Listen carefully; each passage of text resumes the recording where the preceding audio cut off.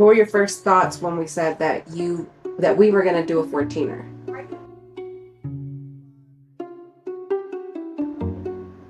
I was just gonna woo, yay! What was going through your mind when you looked up at the summit of the trailhead?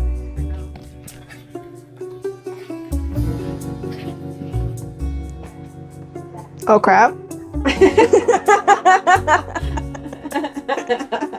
There were definitely some tough moments out there. What was the hardest part of your hike? Climbing the altitude. Climbing with the altitude? Yeah. We saw a preview where it looked like you took a nasty fall. What really happened on that snowy section? I slid down the mountain. Purposely? Yeah. At any point, did you think, I can't do this?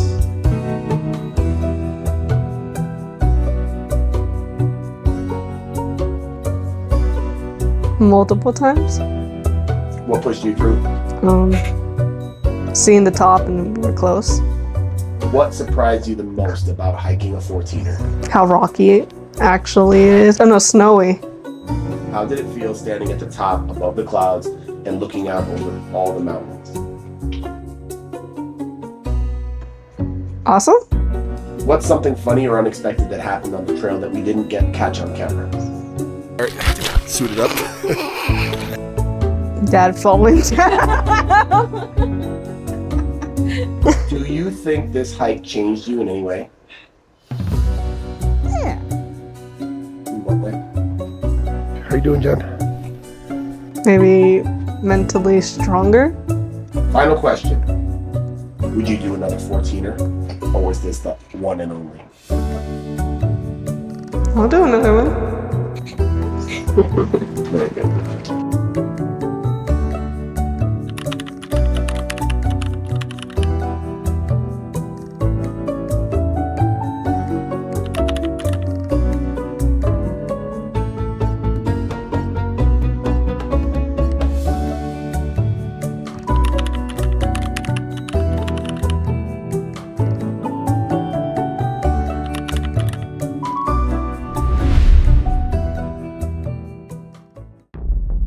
Standing tall at 14,065 feet, Mount Bierstadt is often considered one of the most accessible 14ers.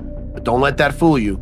With unpredictable weather, muddy willows, and a steep final push to the summit, this mountain demands respect. This peak was named after Albert Bierstadt, a German-American painter who first visited this area in 1863. Inspired by its beauty, he captured the rugged Rocky Mountain landscape on canvas. And now, over 150 years later, his name lives on the summit of this Colorado classic. Mount Bierstadt is part of the Front Range and a favorite for first-time 14er hikers, not just for its relatively short route, but for the stunning views it offers of the surrounding peaks and the famous Sawtooth Ridge. For us, this isn't just a hike, it's the beginning of something bigger, a challenge we set for 2025 to climb 6 of Colorado's tallest mountains together as a family. So, will we make it to the top of our first 14er, or will the mountain get the best of us? Whew, I'm getting busy. Tell us how you feeling. You'll have to watch and find out.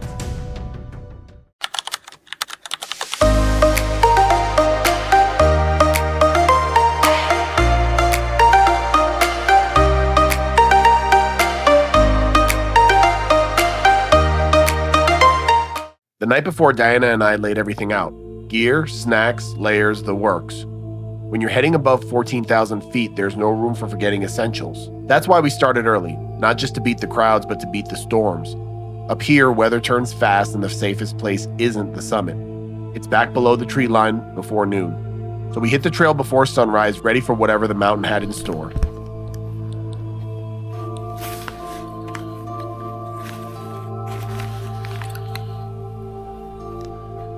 It's 3 in the morning. How you feel? Tired. Ready to go? Let's do it.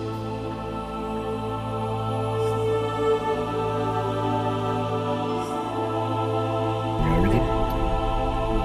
All right, let's go.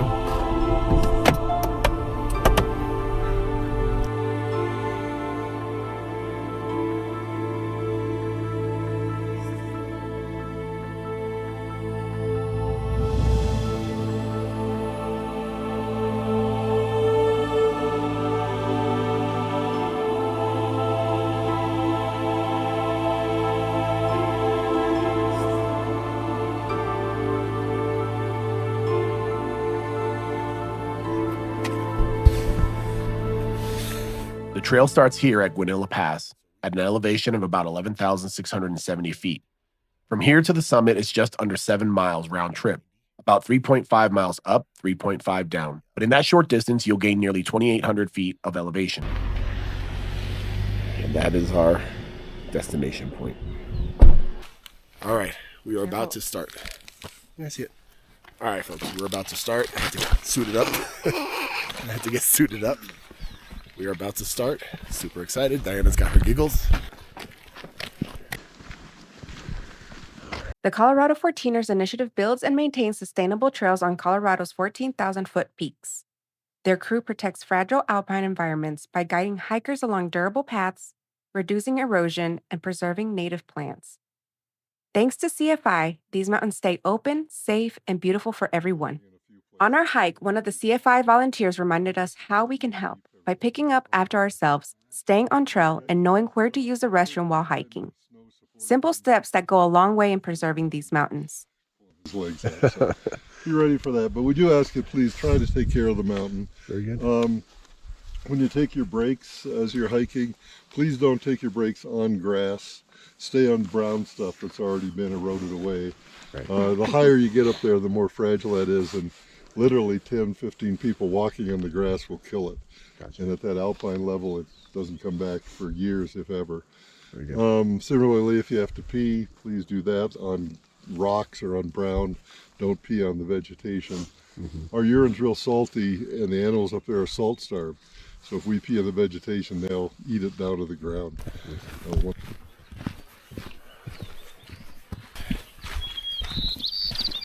look how pretty. Hi there. Is he pretty? All right, so I started my watch a little late, but altitude 11,600 feet, 11,604 feet. There's a little bit of a decline going down. And now we continue. The trailhead is behind us, and it's quiet except for the sound of our boots and the birds waking up with the sun. We're walking through the high alpine tundra now, no trees this high up. Just wide open sky, low brush, and these thick willows lining both sides of the trail. The air is crisp, and the light just started spilling over the peaks. We hit a boardwalk that cuts across a marshy patch. The ground here stays wet, even when it hasn't rained. You can hear a stream running just ahead.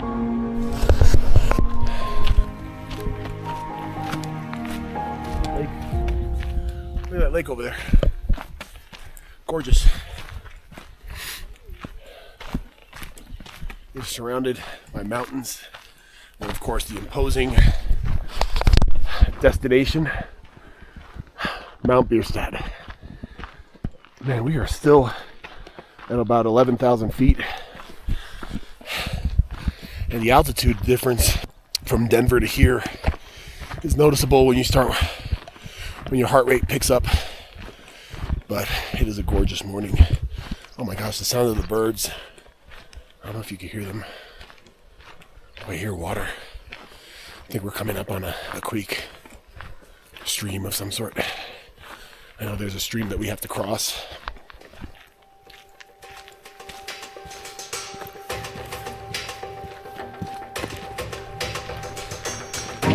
All right, we are about to get to our first, maybe only, water crossing.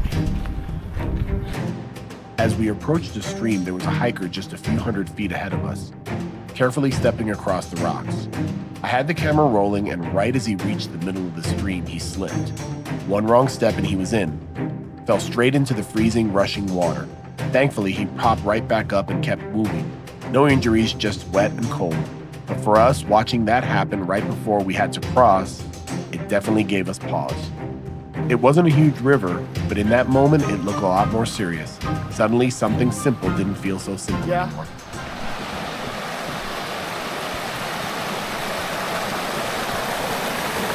That's the cross right here. A little apprehensive after seeing the hiker fall, we decided to look for another way around the stream.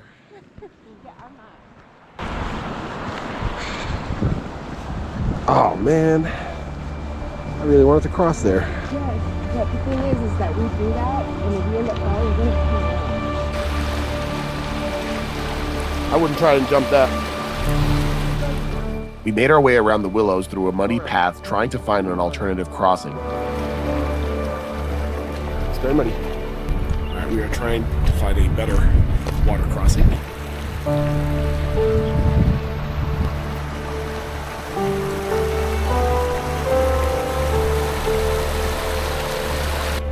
This wooden plank laid across a narrow section of the stream gave us our best chance.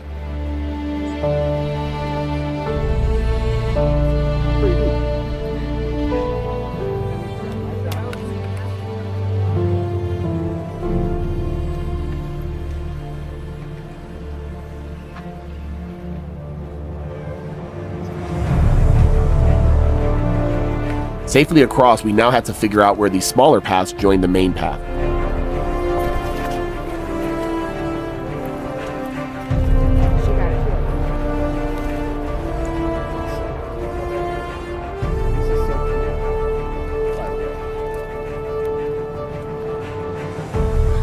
According to my watch, we're off track.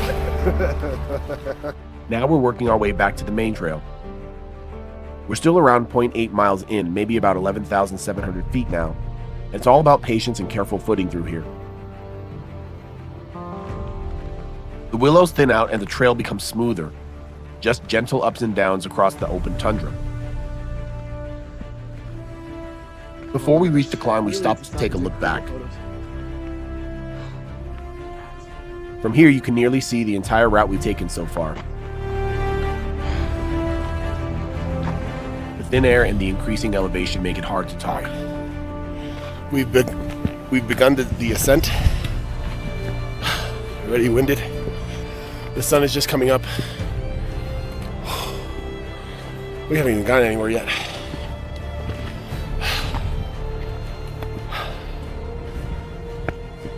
How are you doing, Jen? Let me get some water. Can't neglect that.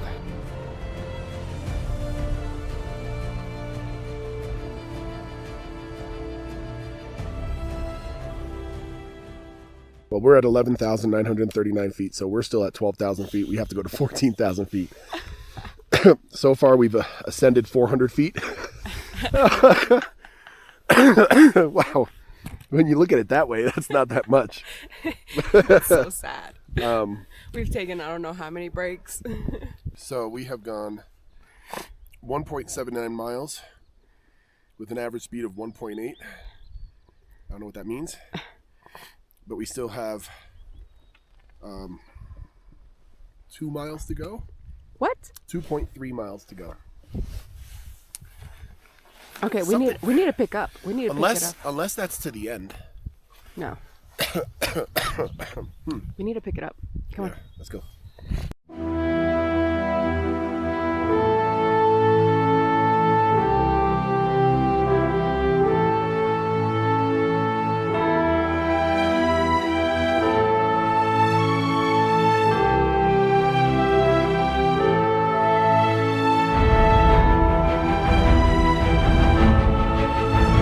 They say this is the easiest of the 14.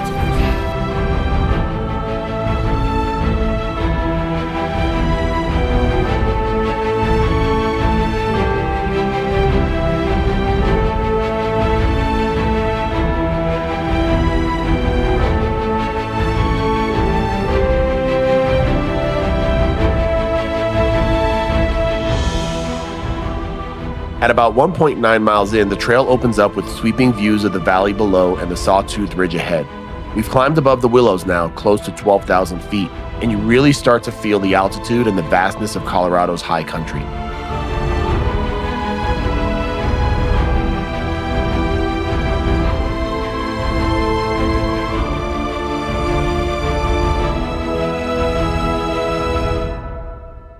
My heart is racing, but not just from the climb. It's this place. It makes me feel awake, present, alive. Everything around us feels untouched, wild, quiet, real. It's hard to believe something this pure still exists, and that we get to live close enough to be here. I'm just really thankful that Colorado protects places like this. Thankful to be out here with my family. And more than anything, thankful to see God's creation in a way that feels so close to how He made it.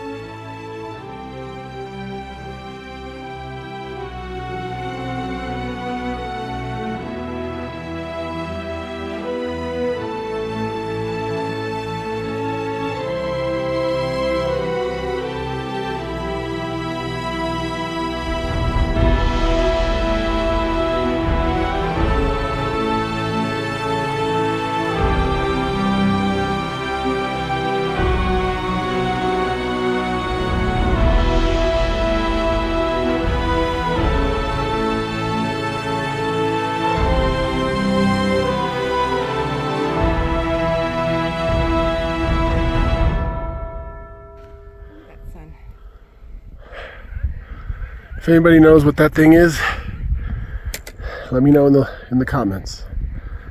Oh, he's about to move. He gave us his back. You're so good. We continue.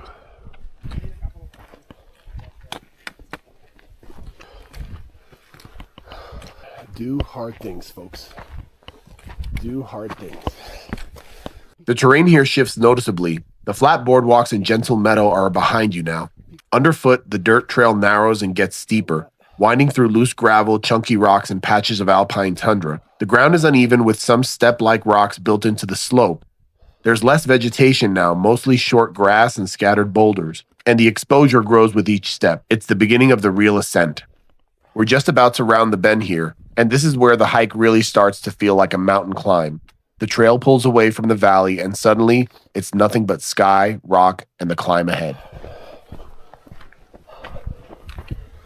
Sun's coming over the ridge, giving a little glare. It's a beautiful day. It's actually not as cold as I thought it would be. Huh? Yeah. Wow, you can see a long ways from here now. As you approach the bend in the trail, the whole landscape seems to open up. Behind you, the valley stretches wide with the boardwalk weaving through the willows like a ribbon. From this vantage point, you can see how far you've come. And for the first time, you catch a full view of the ridge ahead. The Sawtooth looms to the left, jagged and dramatic, while the summit of Bierstadt finally starts to come into view. It's the kind of spot that makes you stop, not just because you're tired, but because the view demands it.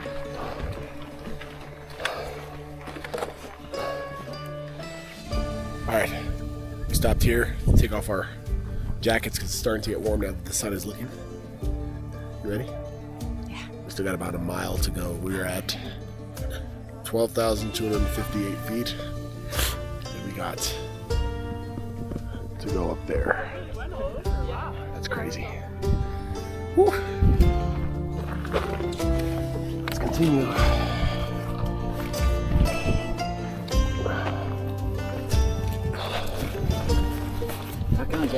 All right, thank you. You too. One of the things that stood out to me on this mountain was the people. All along the trail, up and down, strangers were cheering each other on. Simple things like, "You've got this," or "Almost there," went a long way. It's like when you put a bunch of people together all doing something hard with the same goal. Something good just comes out of them. It reminded me that no matter your background or beliefs, there's a shared spirit in all of us to support, uplift, to keep each other going. Honestly, it restored a little faith in humanity.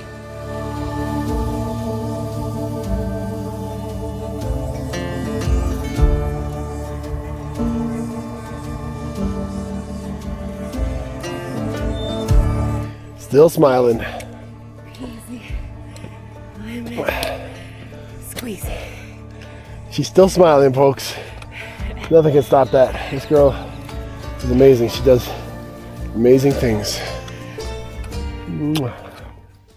A fall summit is one of the most frustrating and humbling things on a mountain. It's a high point that looks like the top from a distance, but once you get there, you realize the true summit is still farther up. At this stage of Mount Bierstadt hike, just past the bend and beginning the final push, we're approaching one of these fall summits. From below, it really looks like the top. You can see people standing there, catching their breath, celebrating, but once you reach it, the trail keeps going. And you realize you still have another steep rocky stretch to climb. It's a test of mental strength, more than physical, but it also gives you a moment to pause, look around, and realize just how high you've already come. As we closed in on the first fall summit, I watched the distance between us and Genesis stretch with every switchback. You all right, Jen Jen? Her pace slowed, each step heavier than the last. The altitude, the hours on her feet, the sharp burn in her legs, everything was starting to show. Her shoulders slumped, breath came in short bursts, and every stride looked like a decision: keep going or stop. As a parent, you want to lift the burden for her, but you know this is the moment that tests who she'll become. She was hurting, no doubt about it. The only question was, would she push through? Why climb a 14er? Why climb any mountain for that matter? Well, I say because it's there. As long as it's there, it needs to be climbed, and we are going to climb it. Do hard things, folks. That is our motto for 2025. Do hard things. Make you feel uncomfortable. Makes you grow every day. That's right. Just think about it. Once we accomplish this, that's just one more thing that we've accomplished in our lives that we could say when we're old and gray that we overcame it. Let's continue.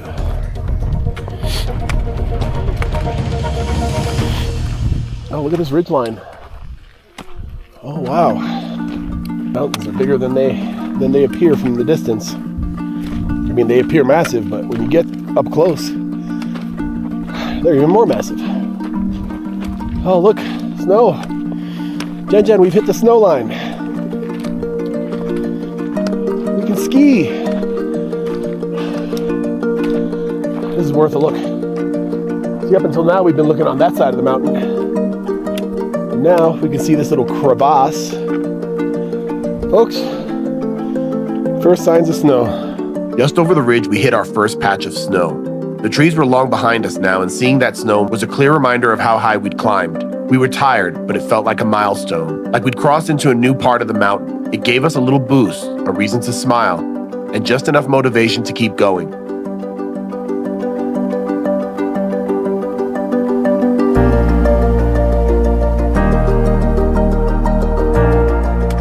As we gained elevation, patches of snow started showing up more often, and with them came the sound of melting water trickling down the mountain. It was subtle at first, but the higher we climbed, the louder it got.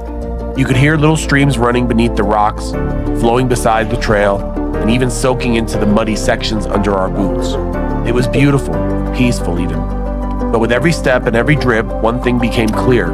We should have taken a bathroom break a little earlier.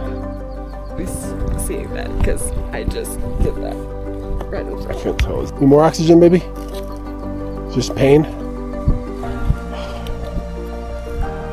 Well, if you want, you can wait here for us.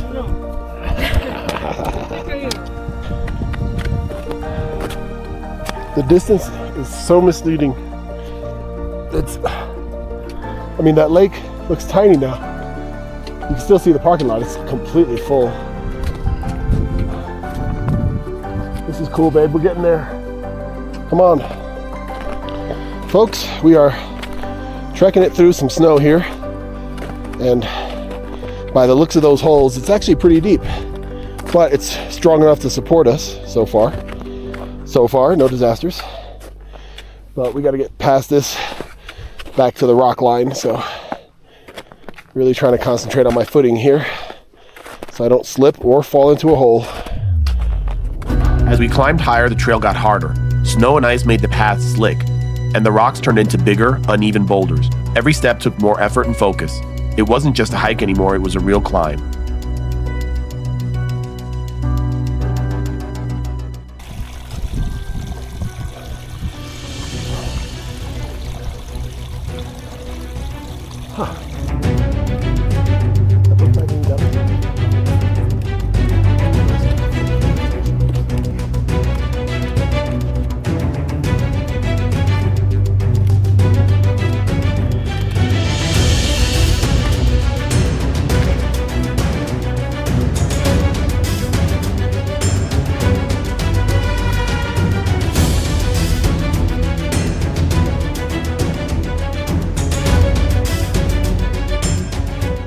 I reached a section where I have to go in knee-deep snow to get through the other side. Trying to make it. It's very treacherous. All right, here we go.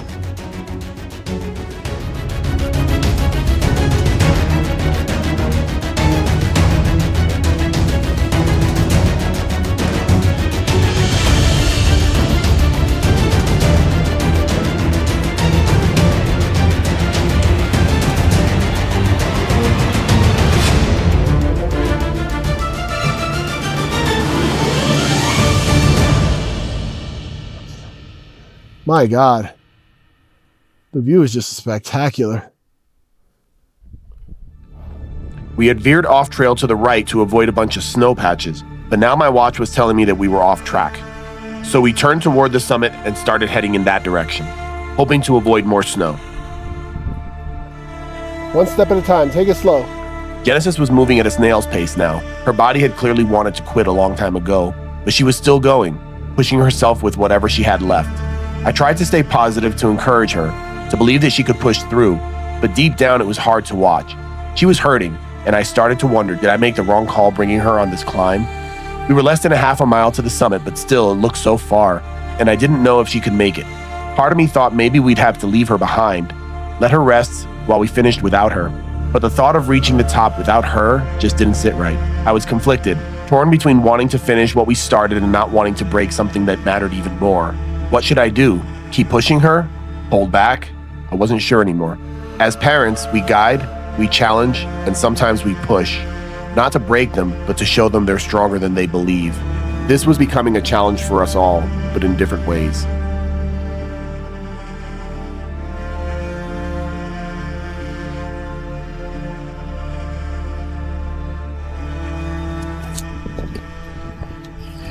Jen, tell us how you feeling. I want to go home. Want to go home? Pretty hard. On a scale of 1 to 10, how much difficulty do you think this is? I don't know. You gotta say. For me, this is upright somewhere I would say around an 8 or I wouldn't say a 9. I would say closer to 7 and 8 just because I'm not conditioned yet and this is pretty darn steep.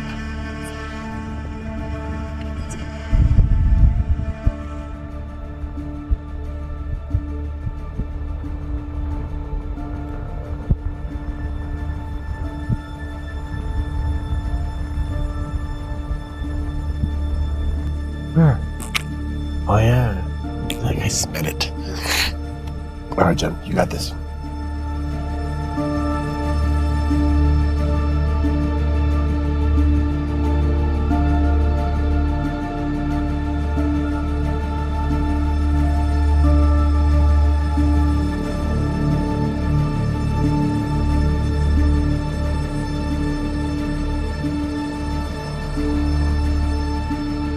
We reached the base of the final climb, a rocky outcrop just below the summit ridge.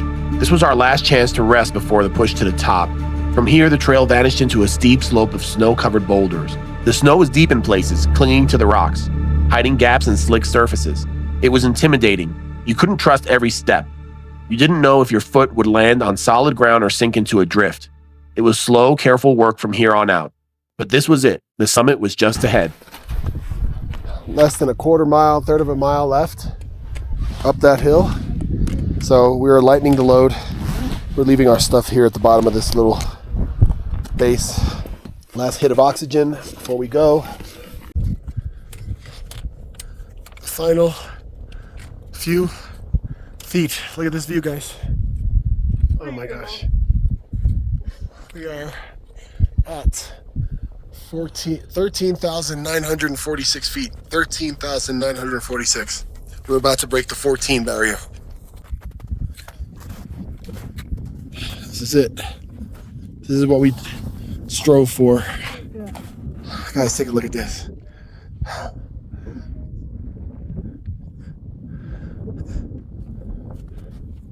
Do hard things, folks. Do hard things. We're about to get to the summit. We're about to summit Mount Bierstadt. I just want to let you guys all know I love you. Happy Father's Day to all the fathers out there. Do hard things.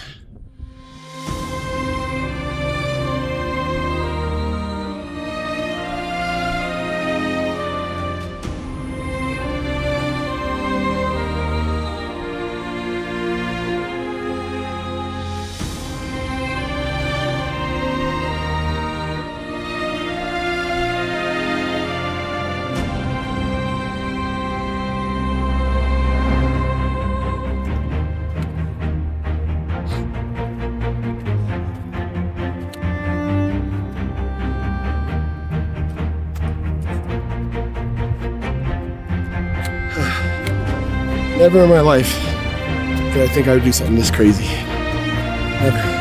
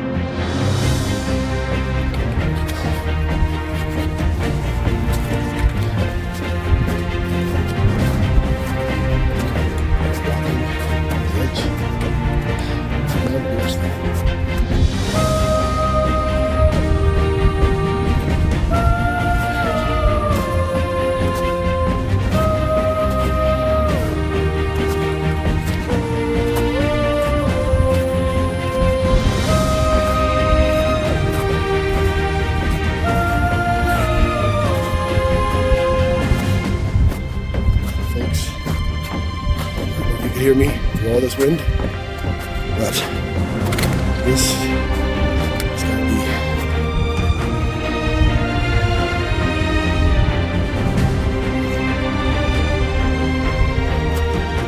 We are officially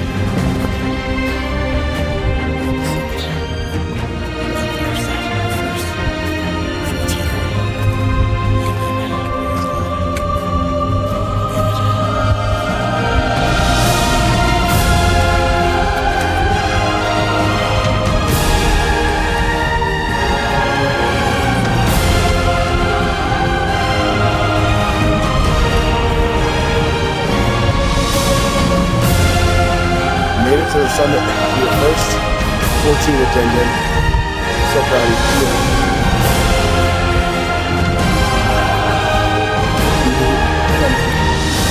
Oh, we did it!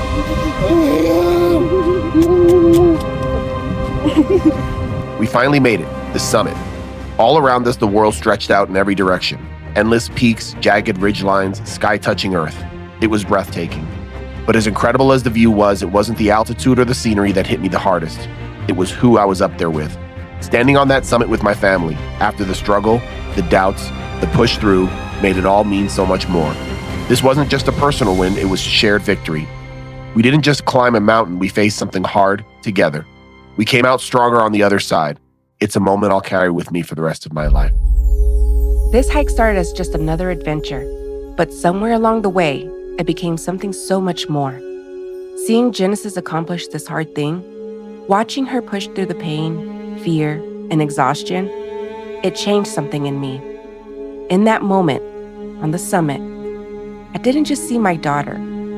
I saw a young woman discovering her strength, and I knew this was a memory we'd carry on for the rest of our lives.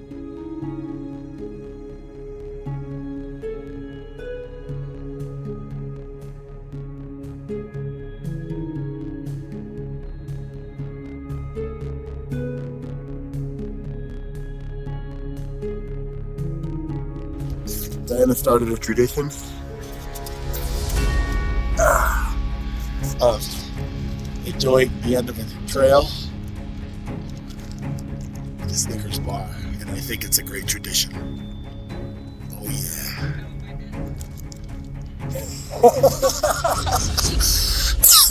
No!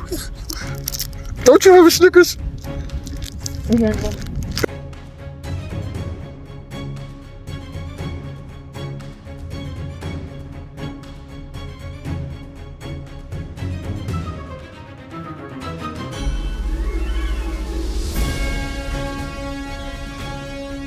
All right, Diana's about to slide down the mountain of snow on her butt. Here she comes.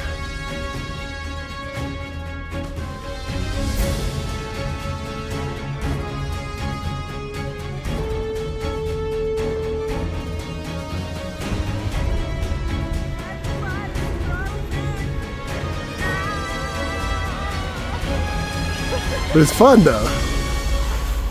Yay! Wasn't that awesome? That was awesome. I thought it would be a lot more scary. I can't feel my butt though. I know, let me see, let's take a look. It's frozen! All right, Jen. Here comes Jen. Stop with your thing. She doesn't care about speed. Well, I guess her back doesn't hurt anymore. She's trying to get more speed. She's trying to gain speed.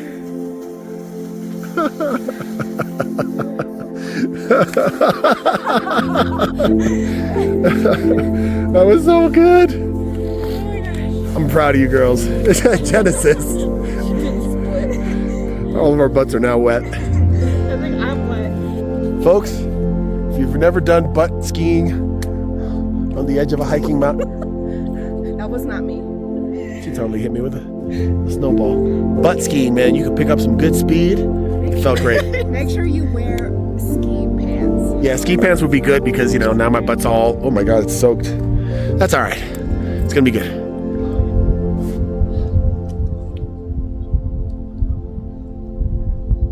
Do hard things, folks. Do hard things. This wasn't just a hike. It was a journey I'll always carry with me. We faced challenges, pushed through the hard moments, and stood at the summit together. Watching my daughter fight through and finish on Father's Day of all days was the greatest gift I could have asked for. I'm grateful for the mountain, for the struggle, and most of all for my family. One summit down, next up, Mount Quandary. And if this climb taught me anything, it's that we're ready. For all you fathers out there, happy Father's Day. Encourage your families to do hard things together. Thanks for watching. God bless you all.